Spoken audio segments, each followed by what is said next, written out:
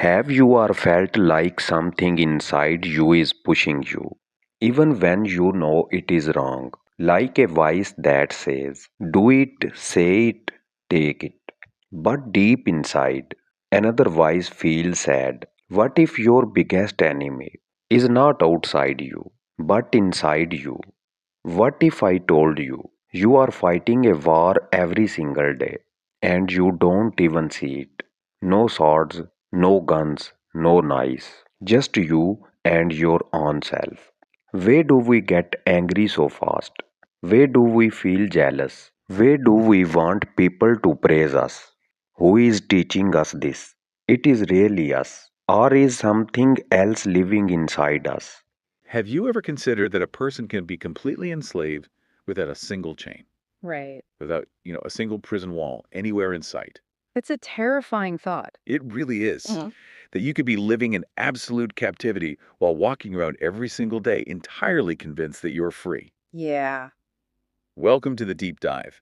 Today we are exploring some profoundly heavy teachings shared by the channel Dost in Urdu and bringing in context from Hidden Light. But Yeah. I want to be completely upfront with you right now. We need to set expectations. Exactly.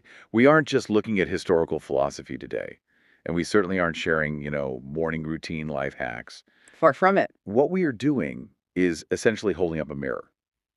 Our mission for this deep dive is to look for an invisible enemy, an enemy that might actually be dictating your entire life.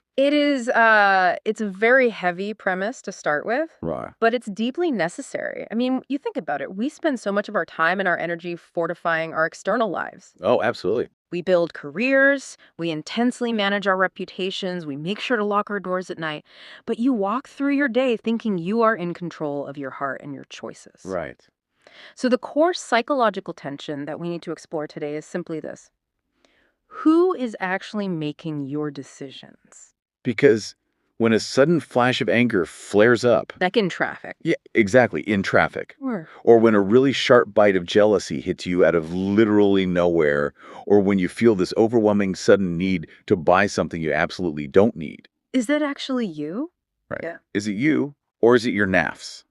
And let's pause right there because that word, Nafs. nefs, that is the absolute center of gravity for Yeah. this entire conversation. Yeah, and I want to set the tone carefully here. Yeah. Because this isn't a lighthearted topic. We are stepping into an inner battlefield today. It requires us to recognize a state of internal affairs that is deeply uncomfortable. It is uncomfortable, and perhaps it's worth just taking a second here, just to let the weight of that silence, the weight of that idea really settle. Because the most dangerous adversaries you will ever face are the ones you mistake for your own voice. The ones you mistake for your own voice. Yeah. Wow. So let's define this enemy.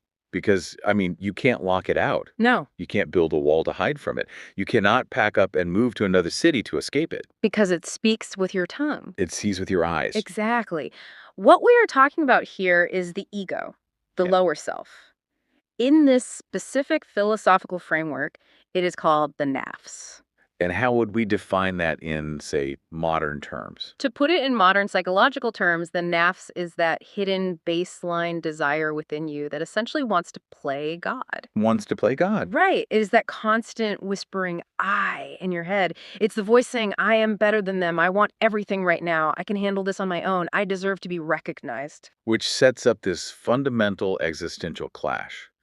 The source material describes the human experience as a literal war between the nafs and the soul. A total war. And they're locked in a conflict that is as absolute as day and night because Yeah. they want completely opposite things. You do. The soul wants to disappear into submission to the divine. It seeks closeness, an elevated state of spiritual connection. But the ego, the nafs, it wants to sit on the throne. It wants a spotlight. Always. It's a completely binary conflict. The nafs seeks worldly pleasure, status, temporary physical gratification. It demands to be bowed to. While the soul finds its true life only in prostration. It wants to bow down. Right. And there is a deeply unsettling analogy used in the teachings from Dust and Urdu. It suggests that the nafs is like Satan or Iblis wearing your own clothes, living inside you. That specific image actually stopped me in my tracks when I was reviewing the material. Satan wearing your clothes. It's visceral. It is. Because the core story of Iblis is entirely about arrogance. It was the refusal to bow down because he believed he was made of fire and therefore superior. I am better than him. That was the original sin of the ego. And the challenge laid out for you, the listener, right now is this. Until you recognize this imposter wearing your clothes, you cannot truly know yourself. But how do you actually spot it? That's the thing. It feels like trying to see your own eyelashes. Right. It requires a radical shift in perspective because we naturally resist mapping this inner terrain. We don't want to do it. It forces us to confront our ugliest impulses. We vastly prefer the illusion that we are, entirely rational, good people. Of course we do. But to fight this battle, you have to know the landscape. And human consciousness isn't static. The framework we are looking at outlines that the inner self evolves through 3 very distinct stages. Stages of psychological and spiritual maturity. Let's break those down, because understanding these 3 stages really help me pinpoint what the ego is doing at any given moment. Where do we start? Stage 1 is called Nafs Ammara, the commander. The commander. Nafs Ammara is the lowest baseline of human consciousness. Think of it as the ego in its most raw, unfiltered state. It is pure id. Pure impulse. Exactly. It constantly commands impulse and instant gratification. Its favorite lie, and honestly, we have all heard this exact voice in our heads, is just do it. Who is actually watching? It's the voice that tells you to eat the entire cake at 2 in the morning. Yes. Or fire off that devastatingly mean text message in the heat of an argument. Right. It operates purely on unchecked impulse. There is no filter. There's no hesitation. It's just an immediate drive to consume, to react, to take, to defend the self at all costs. But wait, I have to ask, if we were all just operating as pure, unchecked ego all the time, society would completely collapse. It would. Most of us don't live entirely in that state. Like, we feel bad when we snap at a loved one, we regret the impulsive decisions later. So where does that guilt fit into the framework? That brings us to the second stage, Nafsi Lawwama, the accuser. The accuser. This is essentially your conscience. This is the self that feels guilt. It reproaches you. It blames you after you have made a mistake. Okay, so that sounds like a good thing. Right. It means we are self-aware. It is a massive step up from the first stage, yes. But here's the psychological catch. It is fundamentally weak. Weak how? Nafsi Lawwama knows the difference between right and wrong, but it lacks the actual power to stop the impulse from happening in the first place. Oh. It is the morning after voice. It is the voice that wakes up after a terrible decision and says, "Why did you do that again?" It has the awareness, but it does not have the brakes. It has the awareness, but not the brakes. That is a perfectly terrifying way to put it. Which naturally leads us to the ultimate goal, the third stage. Nafsi Mutma'inna, the self at peace. This is the breakthrough stage. Yes. Here, the rope of desire has been completely cut.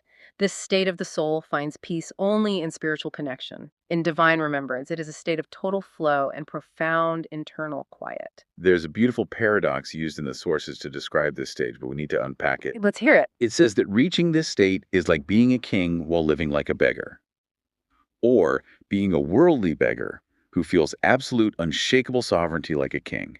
Break that down for me. A beggar who feels like a king. Think about what actually makes a king powerful. It's sovereignty, it's control. But a king is also deeply dependent. He depends on his army, his wealth, his status. If he loses those things, he is nothing. Right. Now imagine a person who has voluntarily detached from wanting anything from the world. They do not need praise. They don't crave wealth. And because they need nothing from the world has no power over them. That's incredible. They might materially have nothing, just like a beggar. But psychologically, existentially, they are completely sovereign. The external circumstances no longer dictate their internal reality. To reach that state, Dustin Urdu emphasizes what they call the mirror test. The mirror. The Nafs sees everything around you. It loves to judge everyone else. Have you noticed that? It loves to point out the flaws in your coworkers, your family, your friends, but it is absolutely terrified of the mirror. It cannot stand to look at itself. When you practice deep self-accountability, the ego screams. When you speak the raw truth about your own motives, it loses its power. This brings us to a really crucial pivot in our discussion today. What does it actually look like to fight this battle? In real life. In real life, because when we hear terms like mystic or faker or calendar, we tend to conjure up very specific theatrical images in our heads. Yeah, we picture someone completely abandoning society, living in a cave on a mountain, or wandering aimlessly in a forest somewhere. Which is a massive misconception. True spiritual mastery isn't found in isolation. It is breaking the chains of the nafs in the absolute middle of everyday life. In the noise. In the noise, in the traffic, in the corporate office, in the middle of a deeply frustrating family dinner. The teachings point to Mola Ali, recognized universally as a towering figure of spiritual chivalry. And it is crucial to view his path not just as historical biography, but as a universal blueprint for inner courage. He was a leader, a judge, a warrior in the thick of society, yet entirely detached internally. It is about justice, but specifically internal justice, the victory of the soul over the tyranny of the ego. And the terminology used for this struggle is important. The sources refer to this as the greater jihad. Let's pause on that word, jihad. Yeah. Because it carries incredibly heavy, often violent political baggage in modern media. It's essential to reclaim the actual definition here. In this context, we are not talking about geopolitical conflict. We are talking about jihad al-akbar, the greater struggle. The internal warfare against your own worst impulses. Exactly. It is the daily, grinding effort to conquer the self. So how do we actually wage this inner war? Because the teachings lay out some incredibly practical, honestly brutal daily tactics. It is all about starving the ego. Starving it. Tactic number 1 is waking up before dawn. Right before Fajr. It seems simple, but it is a direct assault on the nafs. By forcing yourself out of a warm bed before the sun rises, you are actively fighting the physical desire for comfort, for laziness. You are establishing absolute dominance over the body. Tactic number 2 is occasional fasting. Which, again, is highly psychological. When you are full and satiated, the ego is loud. It feels powerful. By keeping the physical body intentionally hungry, you are silencing those arrogant demands. You are reminding the ego that it is not in charge, that it is fragile, that it is dependent. Then there is choosing silence. The nafs absolutely thrives in noise. It loves self-promotion. It loves having the last word in an argument. Always. It loves defending its reputation. But the ego stars and dies in profound internal silence. And perhaps the most difficult tactic of all, unrewarded service. Explain that one. This means serving others, giving someone water, sharing in someone's grief, doing the heavy lifting on a project at work without expecting a single thing in return. No praise, no gratitude, not even a simple thank you. But isn't that just human nature? If I go out of my way to help a colleague or do a massive favor for a friend, a part of my brain inherently expects them to acknowledge it. How do you actually train your brain to accept giving without receiving? By recognizing that the desire for the thank you is just the ego asking for its payment. Wow. The moment you give without seeking a reward, the I is removed from the equation. The ego is shattered because it received no currency for the transaction. You did it purely for the sake of the divine, or for the sake of the good deed itself. Let's bring this right down to the listener's daily life, because this philosophy frames this warfare around psychological triggers we face every single day.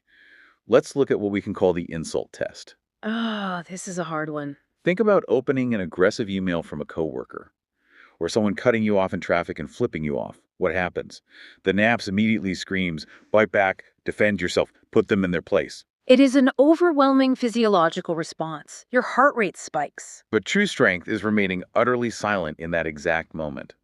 It is recognizing that the insult is a test of your ego, not a test of your dignity. Your dignity is entirely separate from their words. Yes. If you react, if you send this scathing email back, the nafs wings. It protected its image. If you remain silent, you conquer the self. Then there's the greed test. You're scrolling online, maybe looking at a real estate app or an e-commerce site, and the ego whispers, buy it, upgrade your life. Why should you be left behind while everyone else has this? And what does the soul say? The counter-argument the soul provides is incredibly sobering.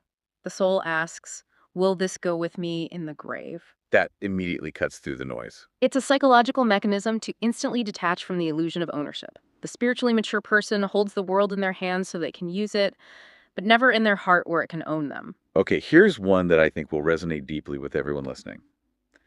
The jealousy test. Yes. You open LinkedIn or Instagram, and you see that a former coworker, maybe someone you didn't even like, just got the exact promotion or the funding you have been desperately wanting. The nafs immediately demands comparison. It breeds a very specific, toxic bitterness. It says, why them? I work harder. I deserve that. And the spiritual counter move here is radical. It is completely counterintuitive. The soul demands that you immediately pray for their continued success. You actually force yourself to want good for them. Yes. You force the ego to want good for the exact person it views as a rival. That is so hard. By actively doing that, you extinguish the silent fire of jealousy.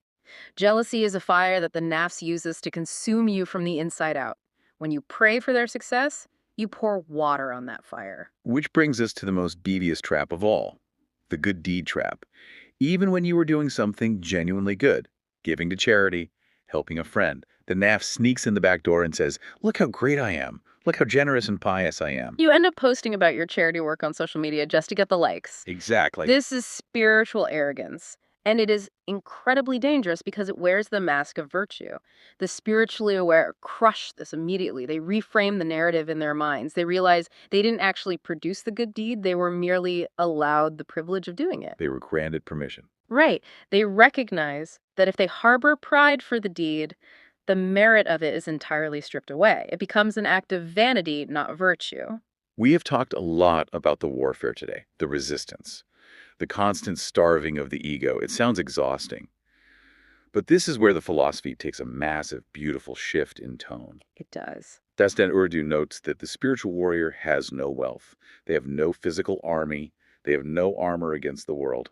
But they possess an ultimate weapon, a weapon that never rests. And that weapon is dua, supplication, prayer. But we have to fundamentally redefine what dua means in this context. We do. Too often we treat prayer like a cosmic grocery list. Exactly. We say, I want this job, fix this relationship, give me this money. We treat it entirely like a transaction. But the teachings describe dua not as a list of demands, but as a cry from the wounds of the heart. It is the breath that enters the divine court without needing permission. What is fascinating here is the psychological mechanics of what sincere dua actually does to the ego. The nafs is constantly asserting itself. It says, I will handle this. I know what is best for me. True supplication completely strips away that. When you lower your head to the dust in prostration, you are making a profound physical and psychological admission. You are admitting that you are entirely dependent, that your plans are flawed, and that the divine is everything. This admission is the literal death of the ego's pride. There is an anatomy to a perfect prayer within this tradition. Yeah. And it is not asking for the world. It is not even asking for a reward in the afterlife. So, The perfect prayer is merely asking, suppress my nafs so you can rule my heart. Make Wow. me free from myself so I am captive only to your love. make me free from myself, because the self is the ultimate jailer. The teachings point out that there are specific times when the veil between you and this realization is the thinnest. These are moments of maximum vulnerability. A profound, heavy silence right before dawn. The physical hunger of a fast. Pure, undisturbed solitude. Those are the moments when the weapon of dua is the sharpest. If we synthesize everything we have discussed today, the unmasking of the invisible dictator, the 3 stages of the inner self, the tests we face in our modern marketplaces, and the ultimate weapon of surrender, it all points toward a required daily practice. Which brings us to the nightly reckoning. Yes, the practice of muhasaba, self-accountability. I want to address you, the listener, directly right now. This is a clear call to action. Tonight, do not just blindly go to sleep.